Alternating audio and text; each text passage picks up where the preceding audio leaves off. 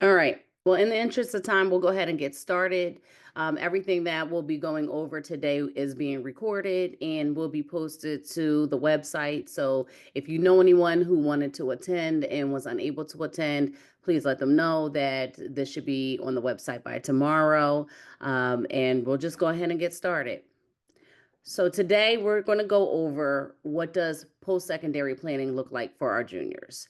How do we narrow down our options? What does a college search process look like? What does the application process look like? What are the different options? We're going to primarily focus on college applications because that is where our largest need is. However, we would be remiss to not include all post-secondary options. So if we did not go over it in enough detail tonight, please feel free to reach out to your students' counselors because we can also give you a little bit more information then. All right, and so here's your list. You should at this point by now know who your student's counselor is. However, if you are not sure, it is by last names. And so looking at the last names next to the counselor's names or wherever your last name fits is who you would contact for your counselor, and our email addresses are listed as well. Again, I am Mrs. Martin. This is my email here, amartin@cheltenham.org. So if you still have any additional questions after talking to your counselor or forget who the counselor is, you can always reach out to me and I will forward you to the correct person. All right, so we're gonna start with how do we even decide what post-secondary plans our students are going to be choosing or looking at? There are a lot of options, and so we're going to be talking about researching and exploring career paths. We're going to be talking about how to research and explore colleges and universities, what the different military options, trade schools, and community junior colleges are. So to start with researching and exploring career paths, we have a lot of tools already within the school system that the students can access. And so oftentimes by the end of junior year, we're expecting our 17-year-olds to know what they're going to do for the rest of their life. And that's not really that easy to do. So we encourage them to access those Naviance tools. And Naviance can be accessed on the website if you go to cheltenham.org. And we'll talk a little bit later about how to get into that.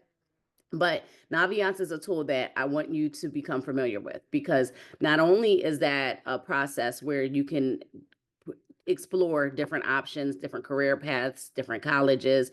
But it is also the tool that we'll be using to primarily communicate with colleges during the senior year. So it is important to know how to access Naviance. It's important to know all the different things that come with it because we will be using a lot of that starting from now through graduation. If you use Naviance and you're feeling like, I'm still not sure, right? Maybe I'm a little bit closer to understanding what I want to do, but I'm not quite there yet, or my student's not quite there yet. There are some resources that you can access that are free to access from your home, and that's ONET, the Myers-Briggs Personality Assessment. Now, beware with that one because some websites do charge you for that, but there's also many free options if you just Google Myers-Briggs Personality Assessment, and then you can go to the Bureau of Labor and Statistics.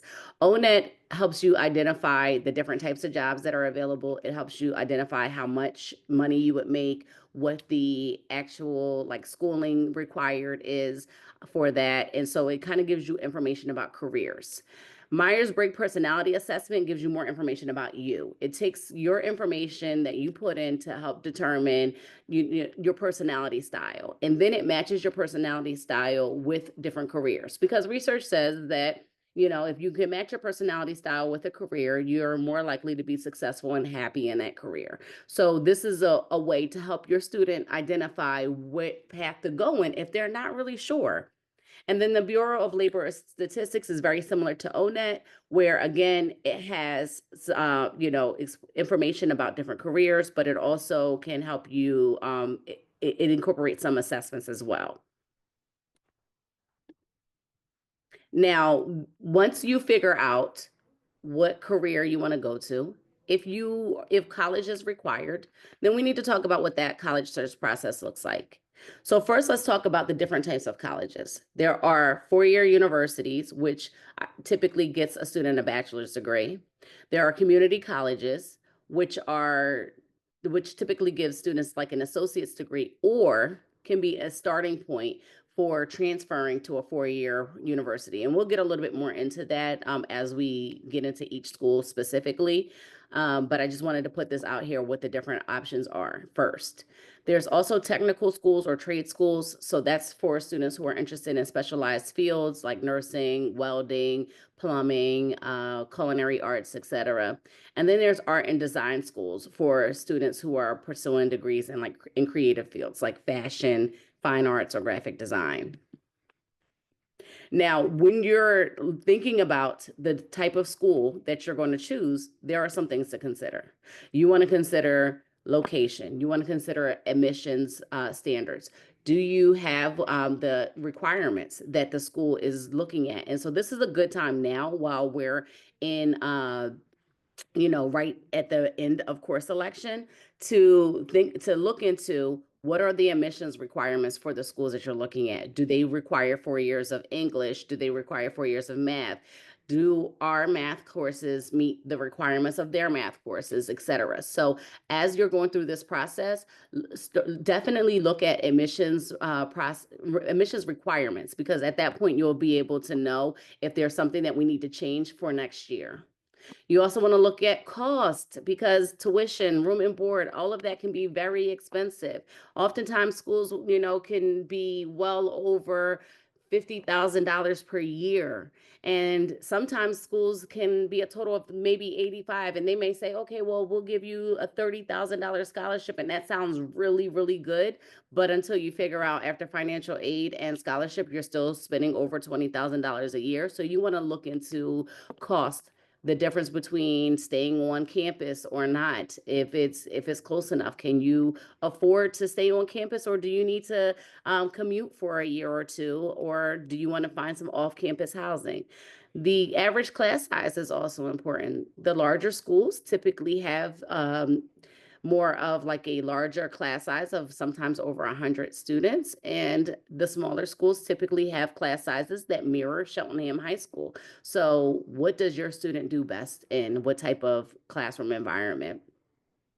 Now, most of the students that I hear, they're choosing their schools based off of like the shower situation. Do I have to share a shower with someone?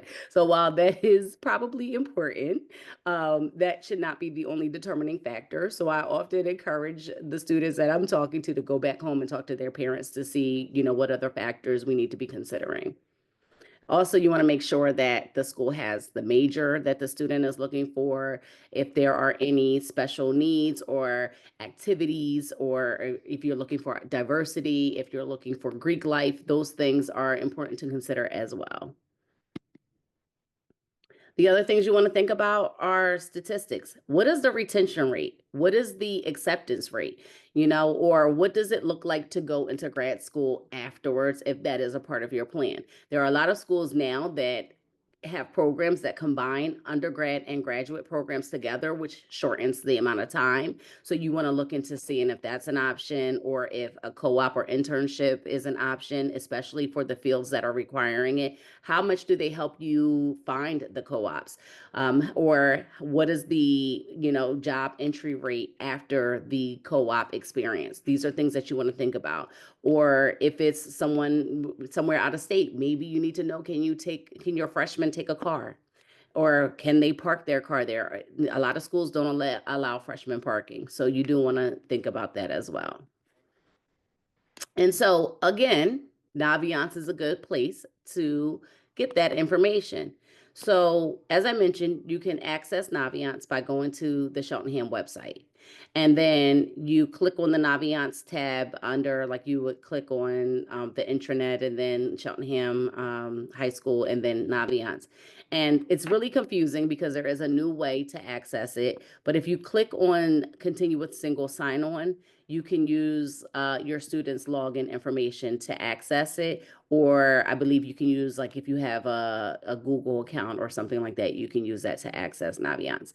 If you're unable to access it, please reach out to your student's counselor because we do have an option to reset your password, which will send you a temporary password for you to log in with. So don't hesitate to reach out to us if you can't get in. You may use your students' login information to access Naviance, or you can use a parent login because you have the same amount of access as a student or a parent. So if the parent login gets to view everything that the student is doing.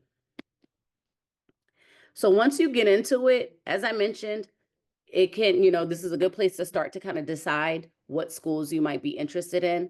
The Supermatch College Search is a amazing tool. The way I can explain it is like if you go and if you're an online shopper like I am, I go in and I want to, pick out my size. I want to pick out maybe the cost of what I'm paying for, what color I'm looking for, whether or not I can pick it up in the store or have it shipped, etc. There's this filter system that helps me narrow down the options to exactly what I'm looking for. And that's what the Supermatch College Search is. It narrows down the options of does the school, you could put in this major you're looking for, the location you're looking for, diversity life, GPA requirements, class size, acceptance rates. You basically can put in anything that you need to consider when choosing a school into that filter system. And then it gives you a list of all the schools that match your list. And then it'll even tell you how much does it match? Is it a 100% match or is it a 50% match? And if it's a 50% match, it tells you why, because something you may put in there might not be a deal breaker for you. So I use this a lot with students when they're not sure where they want to go, but you can do this at home to jumpstart the process. And a lot of students give a lot of feedback that it is a good tool.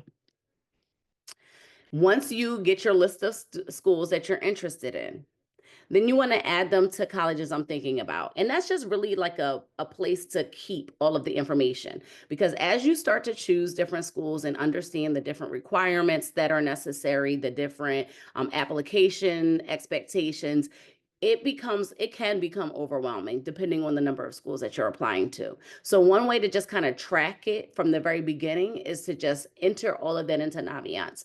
And it also, once you're ready to apply, it's very easy to shift it from colleges I'm thinking about to colleges I'm applying to. And so it's a seamless process, but this is a place to just track everything you're interested in, and just to kind of keep track of what you're looking at.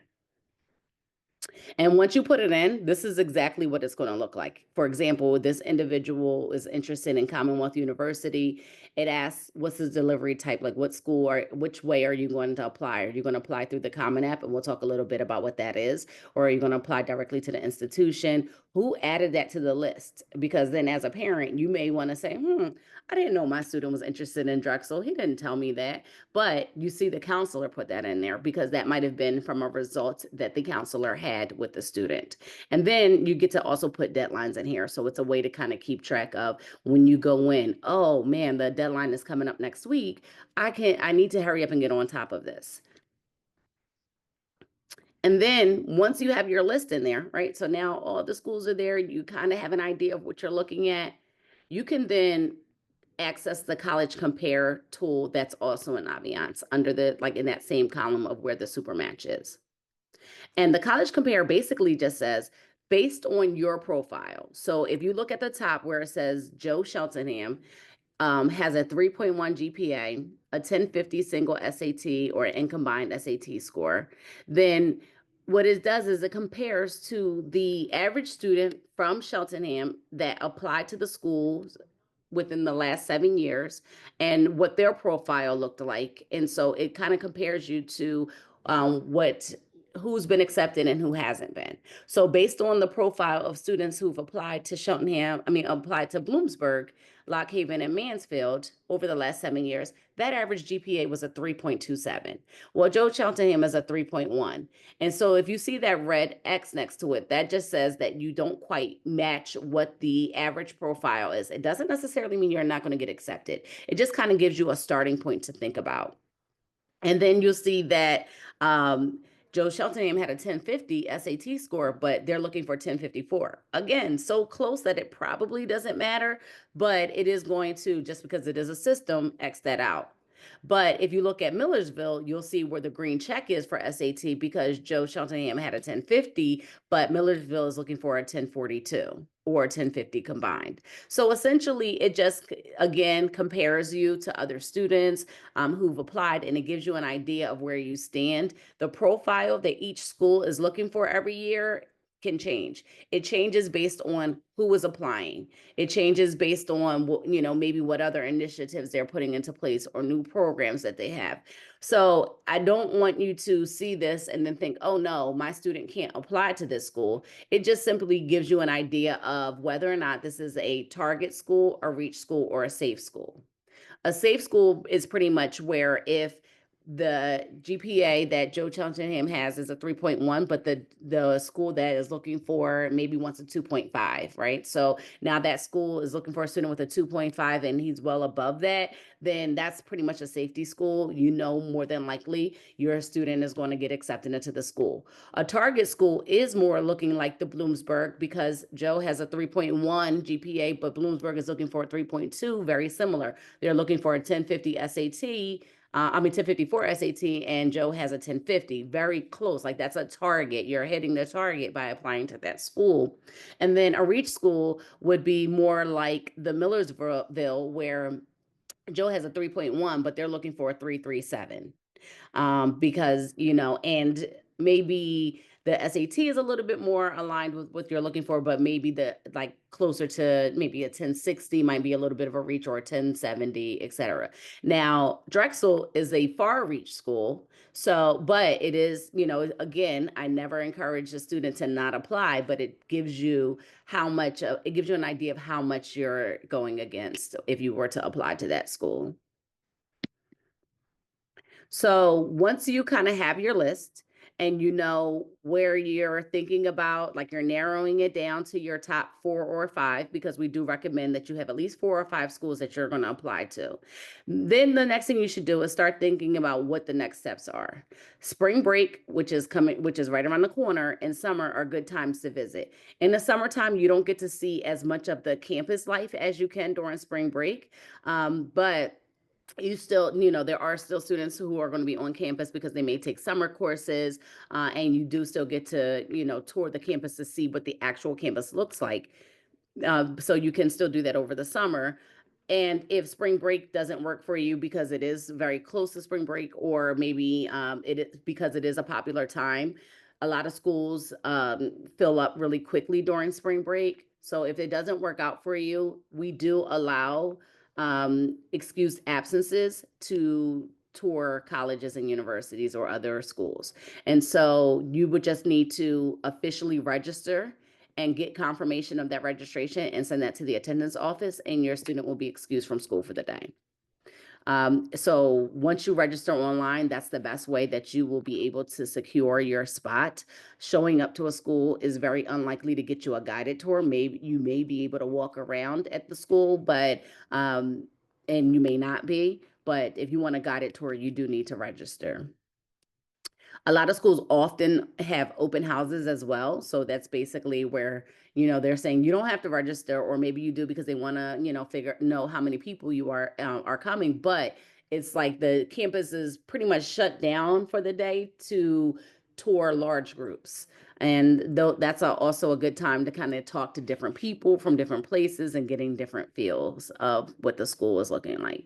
If the school offers an interview, even if it's an optional interview, you definitely should schedule it and try to do it quickly.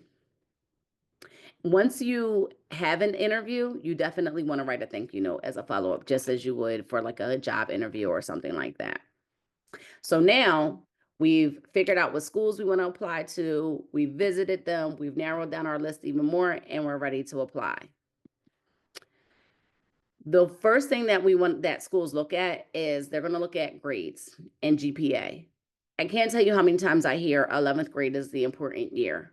All 9th, 10th, and 11th grades are the important years because your GPA is a cumulative GPA from all 3 years. However, 11th grade is the last opportunity that you have to get your GPA to a place of, as high as it can be for that school. Because when students are applying to schools, they're applying sometimes as soon as school starts next year in September and October. And so the transcript will show the GPA of the ninth, 10th, and 11th year combined. And it also shows the classes that the student is taking in the 12th grade year. And so they're going to look at that. And please keep in mind that because it's showing the classes that are in 12th grade year, sometimes that is a piece of the admissions like criteria that they're looking at. And so you want your student to make sure that they are like intentionally picking classes for senior year. Because if they're not, and they say they want to drop a class or because they're not doing well in the class, or they thought they may like the class and they don't like it, they'll have to reach out to any school that they've already applied to tell them that I need you to know I'm dropping this class. Please, note that on my file for when you give me a decision. Or if you've already gotten a decision that you've been accepted, you have to contact them and let them know that thank you for accepting me. I just want to let you know that I've dropped this class. And then they may reconsider your application. And so I usually just focus with juniors to say, make sure you don't want to, you know what you're getting into when you're selecting a class. Maybe talk to other students who have taken the class, or talk to teachers so that they can share what their expectations are, because it's not a good idea to drop a class as a senior once you've already submitted an application. Now, when it comes down to SAT scores and ACT scores, which I know a lot of schools over the last few years were doing test optional, there are still many schools that are test optional, but there are also many that are saying that they're changing. And so it is important to know whether or not the school is test optional, and what does test optional mean?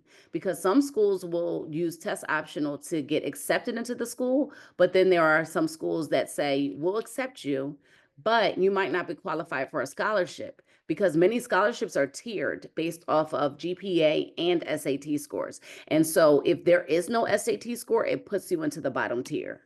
So it isn't, you need to know that when you go on the college tours, that is a good question to ask. And you should ask questions when you tour a school, because you're showing that you're interested and you want to know more than what can be found online. A lot of schools want essays and personal statements. So 11th grade English classes start exploring what the essay will look like. 12th grade English classes have that as an assignment. Your college essay, whether you're planning to go to college or not, it is a requirement and a class assignment to complete a college essay. And then that gives the student an opportunity to have their essay reviewed and edited, and it helps put them in a situation to have a great essay. Now, we have block scheduling. So some students don't have English class until the second semester. That doesn't mean that they don't have that same opportunity. They can write a college essay, and all of our 12th grade English teachers and some of our 11th and 10th grade English teachers are all willing to edit and review essays. So if your student has English next year, the second semester next year, and they want to have their essay reviewed, have them go to an English teacher that they've already had. And if the English teacher is not doing it, that they will direct them in the way of who would. A lot of schools also require teacher and counselor recommendations. Those are two different things. Teacher recommendations, oftentimes they'll say like, we need 2 teacher recommendations. And then, they say they may not need a counselor recommendation. Or some schools say, we don't care who the recommendations are from. We just need 2 of them. It could be a counselor, it could be a teacher. But then there are some schools who is more likely the more competitive schools, but not always. They want a counselor recommendation in addition to the teacher recommendations. So if that is the case, you want to make sure that your student is starting to reach out to counselors and teachers in the very beginning of next school year, or even over the summer, because we get inundated with requests. And after a certain time, sometimes it takes us 2 to 3 weeks to write the letter of recommendation, which can put a delay on submitting the application.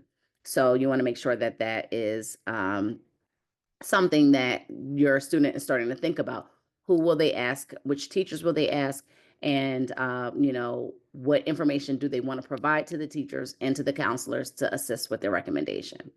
If your student is involved in extracurricular activities or some type of leadership in or out of school, start to build your resume now of all of the things that your student is doing. Volunteering is really important. Volunteering in the field that your student is, or an internship in the field that your student is wanting to go into, is also really good to put on the application. So you want to start collecting that information now. And so when we talk about what the applications look like, as I mentioned, we have school specific website applications. And that's where, for example, if you're applying to Westchester, you're going to go to Westchester's website, you're going to access their application on their admissions page, and you're going to submit the application. And then if you want to apply to Chestnut Hill, you're going to go to Chestnut Hill's website, and you're going to submit the application to them. The Common App, on the other hand, is a one-stop shop, like I like to call it. You can put your demographic information in one time, your grades in one time, and then you select the schools that you want to submit your applications to. It then tells you for each school, it'll like create its own tab. And then if there's additional information that that specific school wants, you then just go in and put that information in. So it's a time saver. It connects, it syncs with the Naviance. And so everything that once the student syncs those two platforms together, it allows the counselor to also track certain things. So for example, if a student says, I didn't get a decision yet from Temple, the counselor can go in and see that the application wasn't actually submitted to Temple.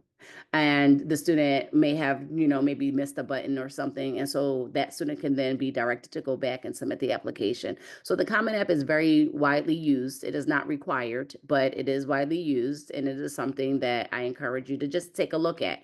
Now, when a student uses the Common App, we want to make sure that the student does not use their school email address to set up as their username, because the school email address does not allow outside messages to come through. And so the student won't be able to access their account essentially, because it sends like codes and things like that to the email, and then they won't be able to access it. So please, please, please make sure that your student uses their own personal email address when they submit their applications. I actually encourage students to create their own email address for college applications alone.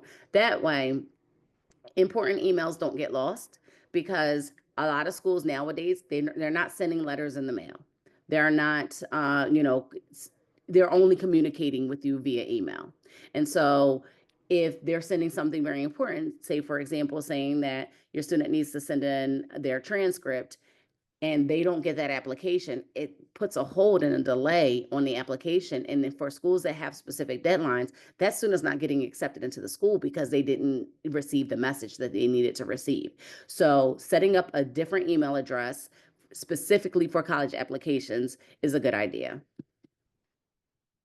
Now, as I mentioned, there's deadlines. So what does that look like? There's different types of admissions, and you need to know what type of admission each school that you're interested in has. So a regular decision is basically saying that there is a deadline date. That's typically around January, February. And that deadline date means that if you submit your application in October, or you submit your application 2 days before the deadline, it doesn't matter. You're going to get a decision on a specific date. So they may say their release date is maybe March. So you can submit your application in November and you're going to get a decision in March. You can submit it 2 days before the deadline. You're going to get your decision in March. All decisions are released on the same day. Rolling admissions, which is a little bit more common, especially for like Pennsylvania schools, is where you apply at any time and you typically get a decision 2 to 3 weeks later. So, for example, like Kutztown, East Stroudsburg, Westchester, you can apply at any time. And if you were to apply in November, you'll probably get a decision by December. Early action is where the application deadline is sometime in, it's the typical early action deadline is October 31st or November 1st. Sometimes it might be a little bit different, but that is the typical deadline for early action. And essentially, it's saying that, but if you're going to apply through early action, you're demonstrating that you are really interested in the school. You really have all your things together. You're submitting your application. Everything is done. You have to do nothing else but wait for your decision in December. We encourage that for students when you're applying to some more, maybe reach schools, or, you want to look for maybe a higher scholarship because you're applying against a smaller a smaller pool of students. So essentially, what happens is, by October, you may only have a third of the number of students applying, and so you're having a better chance of getting accepted into the school. Early decision one and two are just different dates. So some schools may have early decision one, which is October, and then early decision two, which is December. And early decision is very similar to early action with the same premise of like all of the benefits, but early decision is binding. So what that means is if you apply to a school early decision and they accept you, you are agreeing to withdraw applications from every other school that has been submitted. So you can apply to early decision to this school number one, and maybe regular decision to school number two. Early decision to school number one, they accept you, and they say they give you a pretty hefty scholarship, but maybe about 50% of the tuition. Now you're going to withdraw your application. Your regular decision school may have been willing to give you 100% scholarship. You still have to withdraw the applications, regardless of what the different schools are offering you. And so we usually say that if you're going to do an early decision application, you need to know that under any and all circumstances, you're willing to go there.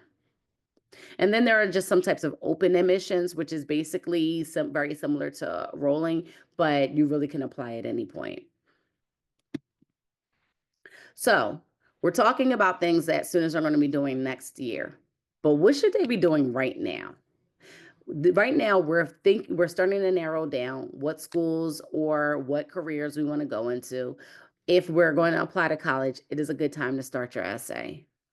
It is a good time to build your resume and think about letters of recommendation. And it is a really good time to take your SAT or ACT exams. And the reason why is because it gets very overwhelming.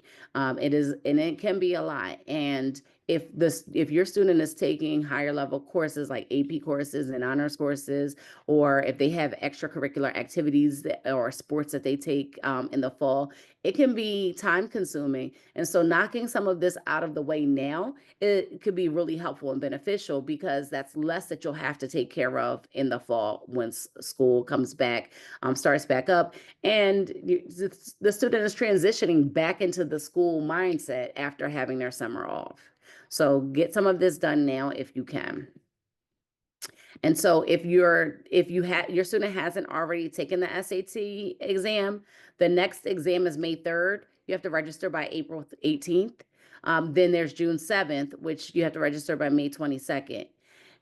That June date is typically like the last date for the uh the last day of like their year, for example, like their college board aligns with the school year. So their anticipated dates for their next year is August 23rd, October 4th, November 8th, and December 6th.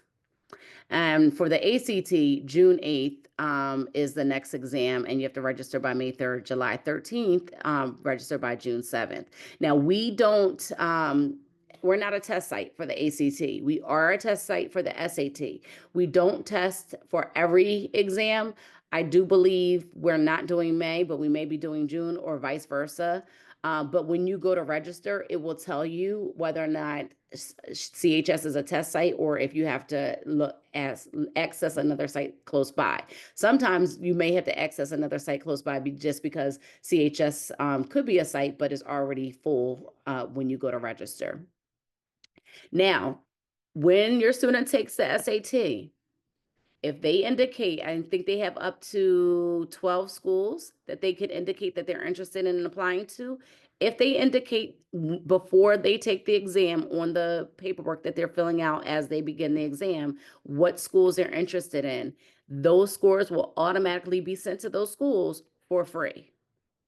Now, there's pros and cons to that. If your student doesn't do as well on the exam that you would like, that they would like to, that score is being sent regardless. But the pro to it is free. It's about $12 per exam. But if your student is applying to multiple schools, that $12 can add up.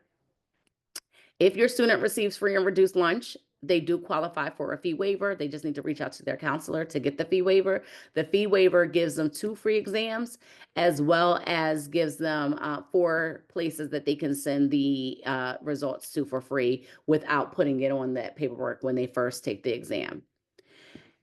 We do recommend that whichever exam or a combination of both, that your student takes the exam at least twice, because a lot of schools super score. So what that means is, for example, with the SAT, if a student takes the SAT the first time, then they're let's just say they're not excited, or maybe they're okay with their exam score, but then they take it again a second time. The SAT is broken down into 2 parts: reading and writing and math. From out of all of the times that the student takes the exam, super score means that they're going to take the highest reading and writing score and the highest math score and combine it to be a new score. So that's what a combined score looks like. And so that increases their chances. Statistics show that if you take the exam more than once, you're giving yourself a better opportunity to have a better score the second time. But also, if you know that your math score for example, did not really match what your potential is, then when you go to take the exam the second time, you can focus primarily on studying for that math part to increase that math score if you're happy with the reading and writing score. All right, so we kind of covered most of what we need to talk about for colleges, for 4-year colleges. Now let's talk about community colleges, and junior colleges, and trade schools. Junior and community colleges are 2-year schools. And so essentially you can either take up a trade or have it serve as a bridge to another 4-year school. Montgomery County Community College has a transfer pathways programs where they work with, I believe it's 23 schools now, like Temple, Drexel, Arcadia. There's a list of schools. You can access that on their website. And so if you apply and get accepted, if you attend Montco and under their transfer pathways program, then what you're saying is you're signing up to doing 2 years at Montco, which saves a lot of money. It gives you an opportunity to get your GPA up if that's necessary. And you're getting comparable instruction that will lead you to transferring all of your credits that you've earned at Montco directly into one of the schools that they have an articulation agreement with. And so your degree that you graduate with from that school will say, for example, Temple, your degree will come from Temple, although you've done 2 of those 4 years at Montco. Community College of Philadelphia has a similar program. And so sometimes I do know some students go to Community College of Philadelphia if transportation is an issue, because Montco is not easy to access. You do typically need a car, or, public transportation does go there, but from limited areas. There are some junior colleges that are very similar. Manor College, which is in our community, is a junior college. They also have 4-year programs as well. And they're a junior college that has a dorm. So if your student is not quite ready for a 4-year institution, but want to leave home and live on campus, Manor College is a great option for that, because they offer that college experience, but at the junior college process. A lot of students who are interested in sports but don't have the NCAA requirements to be recruited into a 4-year institution often use junior college as a way to transition into that as well. And so we also have the option of trade schools. And so trade schools typically, depending on the program, can range from several, a few months for a program to 2 years. You may get a certificate from a trade school. You may get an associate's degree. You may be able to take that associate's degree and then transfer into a 4-year institution. And then similarly to like community college, you spend the other 2 years to get a bachelor's degree. A lot of the trades are like construction, health services, culinary, etc. So you're basically picking up a trade that is going to be and when you're in that program, you're going to focus specifically on the tools and knowledge that you need for that trade. So what are the benefits of attending a trade school versus a 4-year institution? Well, you get hands-on training. It's a shorter time period that you're in school, which also means then you have lower tuition. And a lot of times, because you're having that hands-on training, they usually connect you with jobs. So there's like a job entry process, and there's on-the-job training for some of the programs as well. So again, what do we do, right? So we're talking about all of this. We're ending the junior year. What should we be doing, and when should we be doing it? Well, again, right now, we should be doing SATs, we should be touring schools, we should be researching and looking into the different schools that we're interested in, or whatever career path we're interested in. We should be finalizing what that career path is. We should be looking into what the requirements are to get into that career path. And we should just start our essay and our applications. The other thing that I want to point out is to clean up social media. Students oftentimes have 2 social media pages or more, and they think that because they have more, that nobody will know. A lot of college reps have made it very clear, and they're very adamant about the fact that they look for social media pages. They're savvy. They have, college students that help with the process, and they will look at friends of maybe because they oftentimes ask about social media pages as well. And so let's just say you give them your main social media page, you'll look at your friends and look for mutuals, and then maybe find a student's Finsta page, which is like their fake page or something like that. And if what they see is not attractive on the social media pages, that can cause them to deny a student acceptance into their school. I have actually seen it. I have seen where a student was accepted into a prestigious school, and their social media page is what caused the school to rescind the acceptance. And so it is a real thing. It does happen. Students tend to think that it doesn't, but it does. And so I just ask for parents to kind of drill that in as well.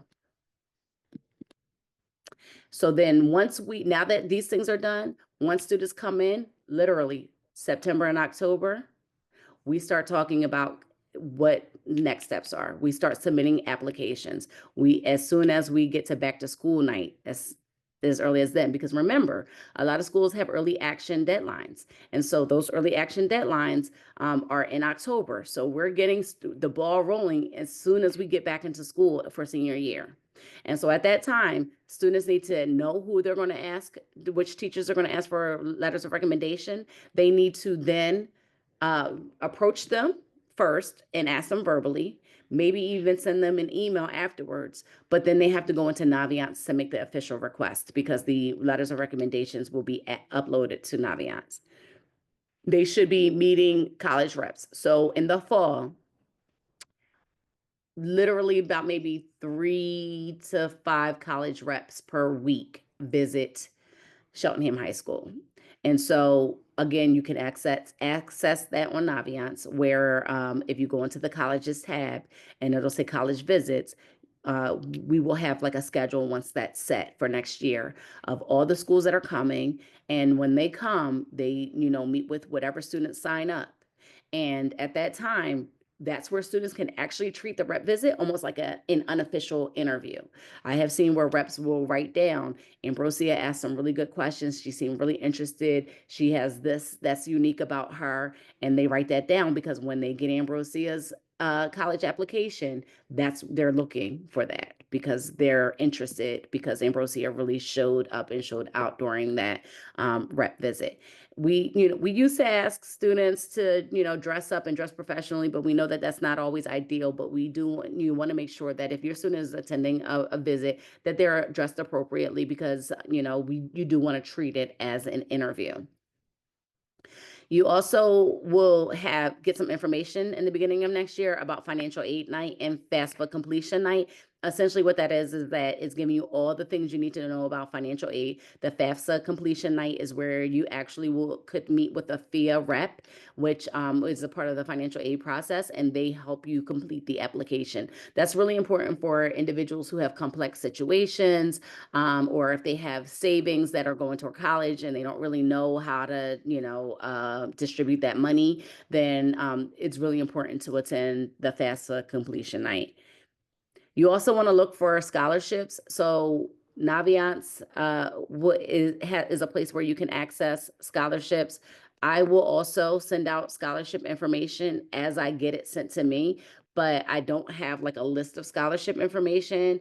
I just, forward whatever is provided to me.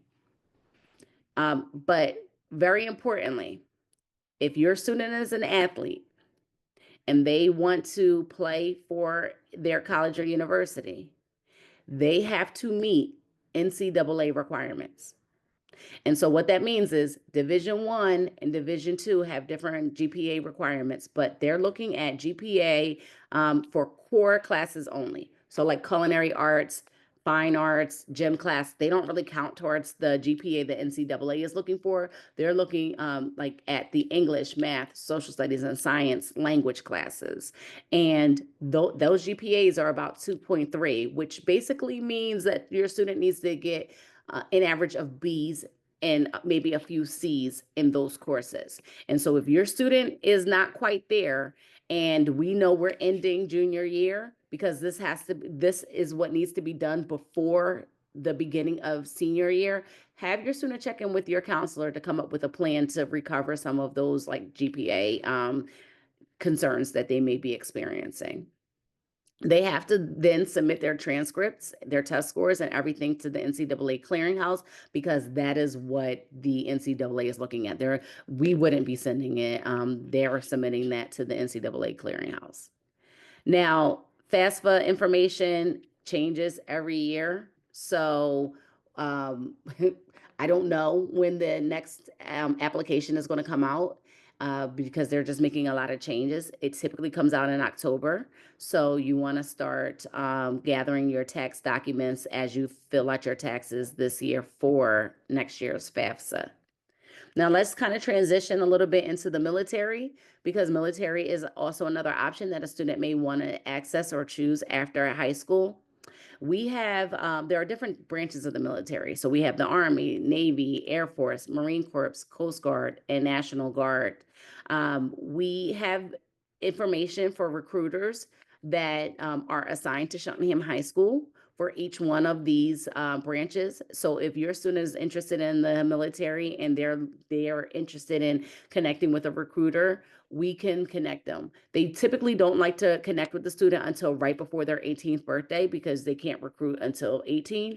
But we can still get that process started. We have a National Guard representative who is often in our school, primarily because the National Guard focuses on going to school while being in the military, and they have a lot of financial support that they offer. And so Sergeant Angela Dunstan is the military National Guard representative who is often in our school, and she is willing to meet with individuals no matter which branch of the military you're interested in. But she also provides information about how to go to college tuition free, about the Minuteman Scholarship that is offered strictly from the National Guard.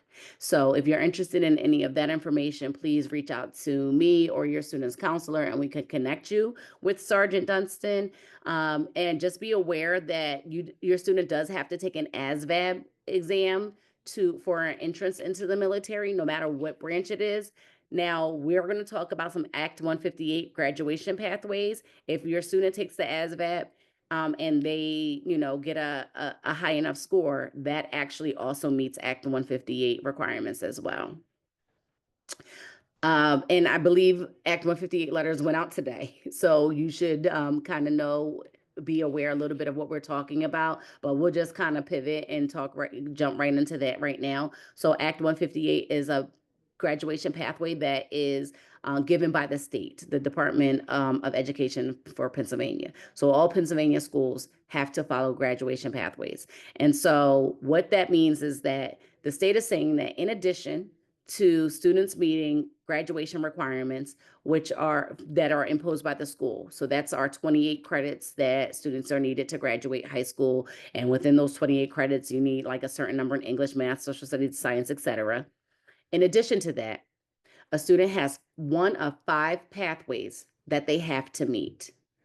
Pathway 1 is the most common pathway, which is the Keystone exam. So I know you're familiar with your students taking Keystone exams. We take them in English 10, biology, and algebra 1. As long as your student earns proficient or higher, so proficient or advanced, in 2 of those 3 exams, your student has met that graduation pathway, and there's nothing left to do. If your student did not take the Keystone exams, or maybe they did not earn proficient or higher on 2 of those 2 of those exams, then there are other pathways that the student can take.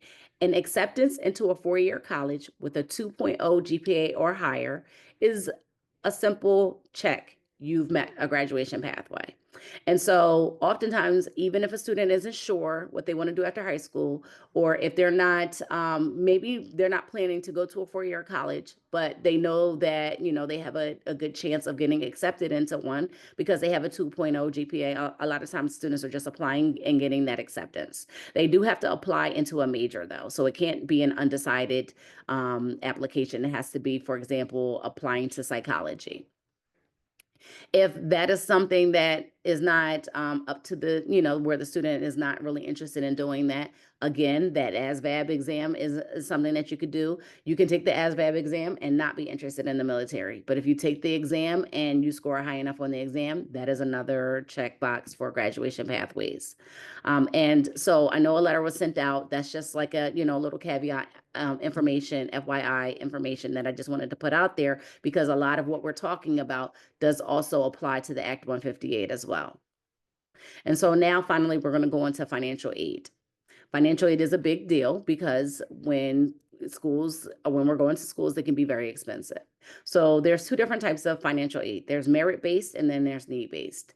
Merit-based is when a student is offered financial aid, like a scholarship or something like that, because they want to the school wants to reward them for the hard work that they've put in over the years.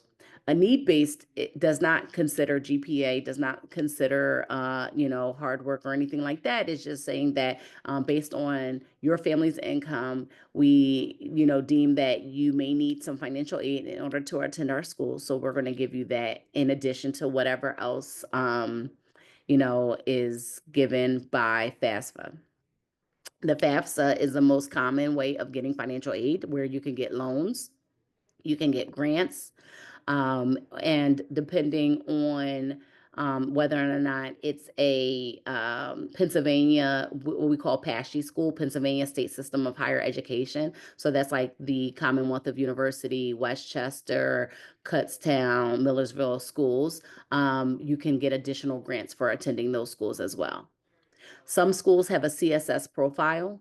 And essentially what it is what they're saying is it's like a second layer of financial information that they want to know, that they want to get from you, because they use that information to determine whether or not they want to give you additional need or if they have any other concerns by what was on your FAFSA. Every school has a net price calculator. So essentially what you could do is go onto the website and you could estimate the cost of what that school will, be for your student. It does not always consider, every factor of financial aid, but it's a good starting point to understand what you're looking at when it comes down to cost. And then we have scholarships. Scholarships is money given to a student for different reasons. Again, it could be merit-based or it could be something else. And so the scholarships are basically, you can access a list through Naviance. I also encourage you to check with your employers. A lot of employers have scholarships, which is untapped money. So like Vanguard usually gives scholarships to children of their employees. If you work at banks, they usually give scholarships. Go to local supermarkets and ask them how to access their scholarships, because a lot of those organizations want to keep money in their community. So I definitely encourage you to reach out to these different organizations within the community and the township. Now, if you are coming across a scholarship process or program and they're saying like, oh, we'll help you find a scholarship that fits your need, you just need to pay $19.99. We don't really recommend that. That's probably a scam. So you should never have to pay for a scholarship opportunity. Scholarship is giving you money, not they should not be taking money. So that's just a little FYI that you may want to watch out for, because I do see a lot of that often. And so when you are, regardless of where you are with the need, you may want to complete the FAFSA. And so because it gives you access to other opportunities that may be available if you don't complete the FAFSA. And so you should be completing the 26-27 FAFSA for your students, because that's when they'll be entering college. It should be available coming up soon. We don't know, because like I said, it changes every year. But when you complete that FAFSA, you're going to be doing it as a senior at the end of this year, but it will be collecting your income information from the taxes that you've pretty much filing now. Again, as I mentioned earlier, we'll have a financial aid night. The date is to be determined, but that's usually in like October, November of next year. Here are some additional websites that you can access for some scholarship information. College Board Big Future is another big one. FastWeb is also one, but you can also Google. I have seen students Google scholarships for women entering the STEM field, and it gives you a list that way as well. So just stay in touch with us. So email your counselor, have your student meet with their counselor to narrow down a lot of what we talked about. I know you're all tired of all the emails that I send every day, but I will be continuing to send emails to talk about all of this as we go through this process. But also just log into your child's Naviance and just, access what they're doing to kind of just, keep informed of what they're doing. Because I also have a junior here, and if your children are anything like mine, they're not going to tell you. All right, so we're going to open it up for questions. I'm going to stop sharing so that I can see the chat.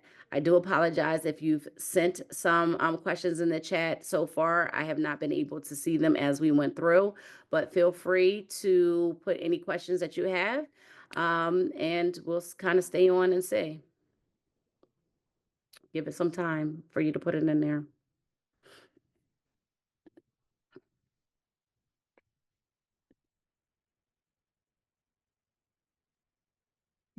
Miss Martin, if it's easier, I can let people talk if they raise their hand. Okay, that's an option as well. So if you want to raise your hand and ask a question, we can unmute you.